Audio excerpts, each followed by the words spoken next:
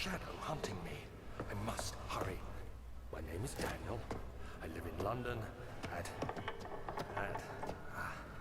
Mayfair. What have I done? This is crazy. Don't forget. Don't forget. I must stop him. Focus. My name is... I am Daniel.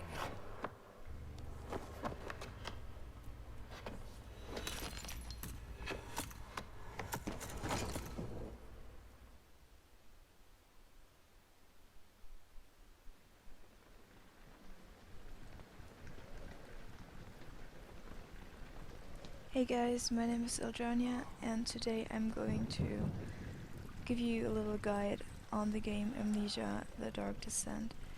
As you can see, we start with a quite strange character in a strange scenario, and we wake up inside a castle. Sorry for that bit of lag there.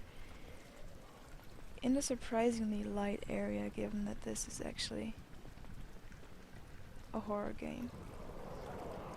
So, I know that pretty much every YouTuber has already done a Let's Play on Amnesia, that's why I'm not gonna do that. Instead, I'm just quickly going to give you a guide on the most interesting aspects of the game. Now, I've got this little lag here, it's probably caused by my recording program, so we're gonna see if this doesn't fix itself. I need to switch it to Fraps, because right now I'm testing OBS.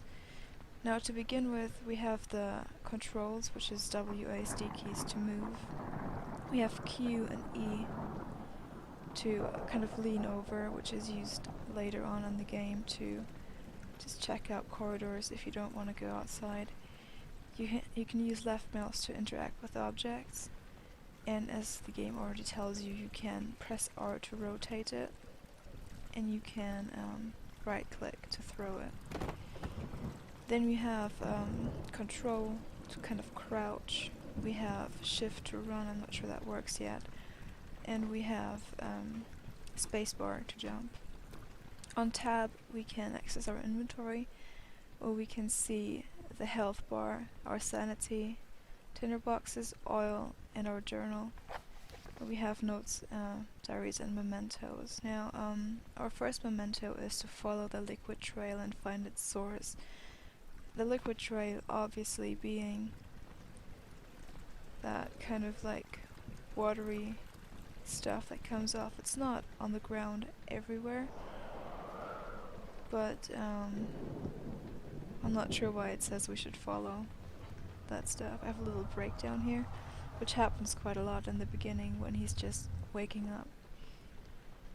Let's just bury a myth. Some people believe that if you don't take off the heads of these kind of armor dudes, they're gonna come to life. That's just totally stupid, but you can take off their heads anyway.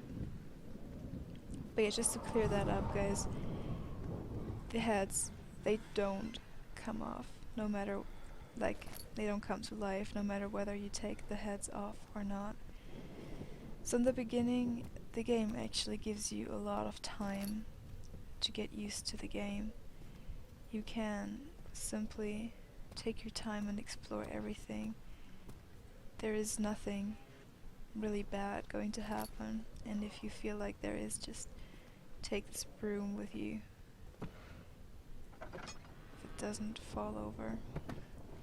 Yeah, just take the broom with you. You can defend yourself with the broom. No, just there is another myth that you die if you don't move here, because it seems like the walls are going to like float together, but that's not true either. You have a kind of a breakdown, like I mentioned before, because Danielle is kind of weak and naturally frightened, but you won't die if you don't move here. Okay, the door back there is going to open, like you see. This thing, don't get scared, it's just an armor, it's not a monster. It's gonna be a little while till we encounter a monster actually, so you can just relax and enjoy the atmosphere. You can open closet doors even when they are like that, but obviously hiding in them is a little bit impossible. Now when you stand in the dark, your sanity is going to drain, like shown here. This would be an example for that, and the game immediately tells you that your sanity will drain when you stand in darkness.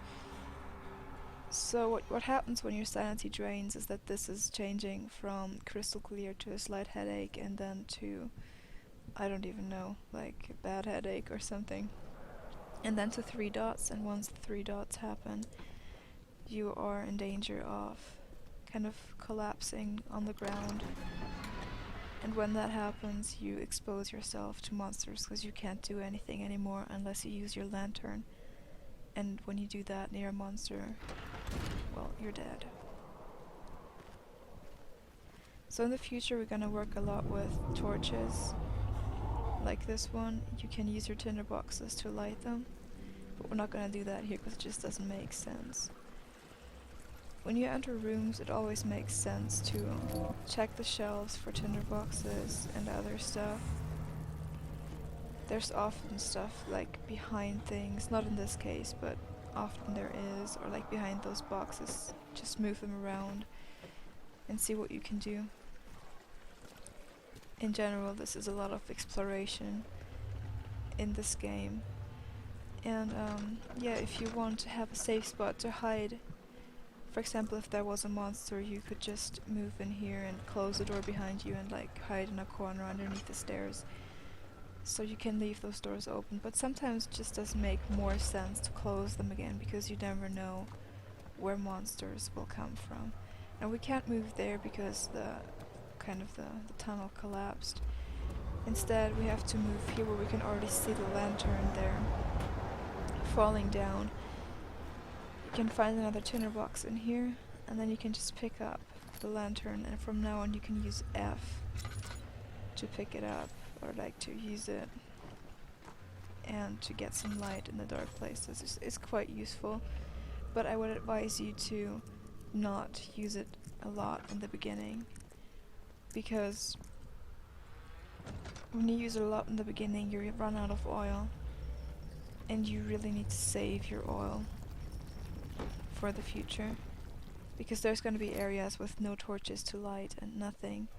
So I would advise you to use tinder boxes in the beginning and keep your oil for later on in the game. You can just like look behind everything, jump on the sides and look behind that. There's not always something behind, but sometimes there is. And we can find our first bit of oil and we can pick up the first node, but I'm just gonna skip through that because I'm not here to kind of give you a let's play. I'm just here to show you how to get through it. Now this is the first secret door. There is this passage behind here. I'm not sure you can see that, but it's open space. There's a lever here on the side. You can just use that and it's going to open up with some stupid music in the background.